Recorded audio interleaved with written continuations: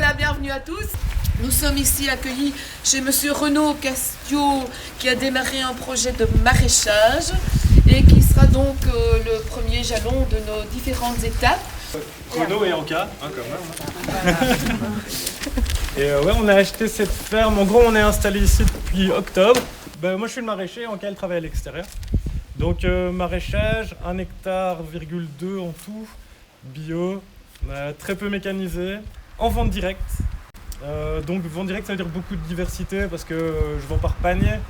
Donc, chaque semaine, il faut que ce soit un peu différent, etc. Donc, c'est des petites séries qu'on cultive.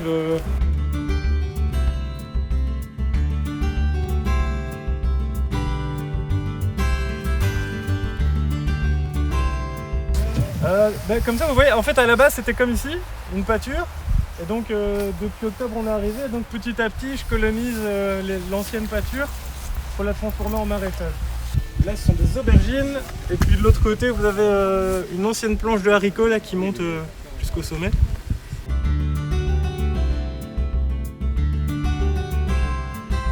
D'essayer de replanter des terres agricoles. Protection de l'eau en premier et biodiversité qui suit. Il y a une trentaine d'essences différentes, sinon je vous dis la plupart, on a de la bourdaine par exemple. Alors ce qui est amusant avec la bourdaine, c'est qu'en fait c'est un alcaloïde et donc en fait les chevreuils en raffolent. Donc si un jour vous voyez des chevreuils qui sont à moitié bourrés dans le fossé, ça peut tout à fait être dû à ça. Et parmi ces éléments de réseau, il y a évidemment le réseau de haies et la plantation d'arbres massivement qui est encouragée. Alors comme l'a dit Thérèse, on met en place une série d'outils pour arriver à cet objectif qui est très ambitieux.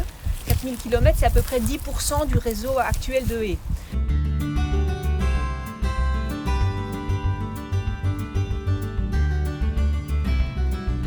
Quelque chose que souvent on oublie, c'est que l'agriculture dans nos régions est basée sur une rotation, dans lesquelles on va devoir mettre successivement des cultures différentes. Et c'est quelque chose de très intelligent.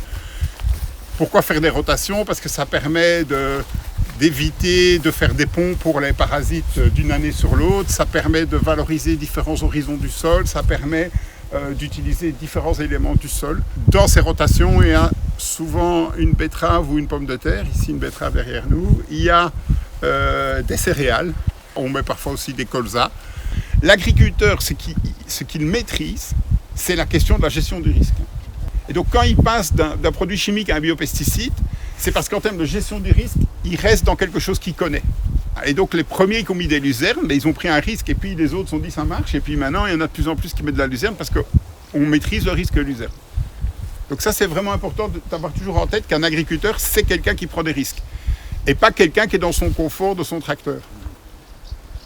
Donc ici, dans les schémas que nous on fait, on réduit de 70% les pesticides d'ici 2050. Moi, je n'ai aucune confiance à l'idée qu'on puisse réduire de 50% d'ici 2030.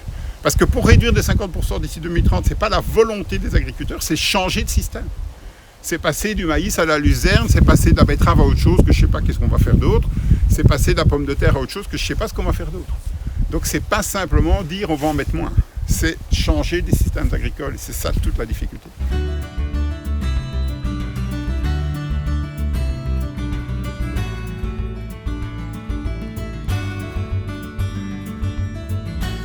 D'aujourd'hui, si vous avez 1 hectare de terre agricole, vous cherchez à avoir un revenu sur votre hectare de terre agricole. Si 10% de votre surface est consacrée à autre chose, même si cette autre chose est fondamentale pour les équilibres environnementaux, est fondamentale pour la biodiversité, etc., il n'empêche que vous avez, cette perte de revenus. Et donc ce régime vise à compenser en fait cette perte de revenus pour les agriculteurs qui s'engagent sur une partie de leur territoire agricole, à faire un certain nombre de choses du type de ce genre de choses, donc des bandes à vocation par exemple de fleurs des champs, donc pour retrouver la diversité des fleurs des champs dans les cultures. Pour tout ce type de choses, les agriculteurs obtiennent une rémunération. En Wallonie, environ 1 agriculteur sur 2 qui a recours au programme. Eddy, c'est quelqu'un qui est très novateur. Il y a des bandes qui sont anciennes, mais il y a encore récemment, il y a encore une plantation agroforestière, une ligne d'arbres avec une haie dans une parcelle un peu au nord de Boissonnière ici, qu'il faut entretenir effectivement. Mais chaque année, il faut aller couper les chardons, couper les rumex.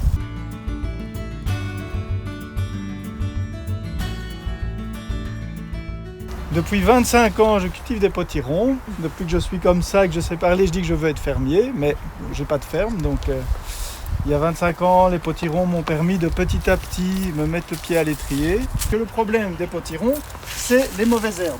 Les mauvaises herbes poussent et les potirons font des rampes. Donc, on peut les biner pendant un certain temps, mais à un moment donné, on passe plus dans le champ. Et donc ici, on a trouvé la bonne formule qui est d'utiliser du plastique biodégradable.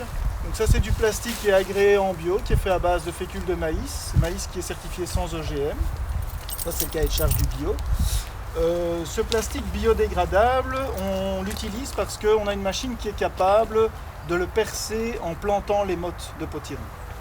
En une journée, si on fait une énorme journée de travail, à 3 ou 4 personnes, on plante le champ qui est là, avec la machine. Eh bien, on se lance dans un projet qui est du maraîchage diversifié, mais avec la particularité que ceux qui viennent directement cueillir sur le champ.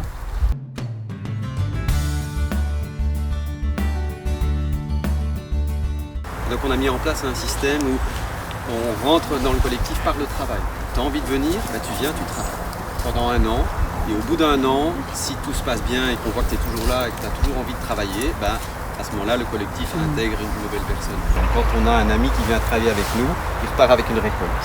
Et donc on détermine la récolte du jour divisée par le nombre de personnes qui ont travaillé. On a divisé les potagers en différents jardins. Et puis il y a des responsables de chaque jardin. Donc il y a 2, 3, 4 personnes qui s'occupent du jardin courge. Pas qui s'occupent, qui travaillent les jardins courges, mais qui imaginent, qui planifient le travail dans les jardins courges.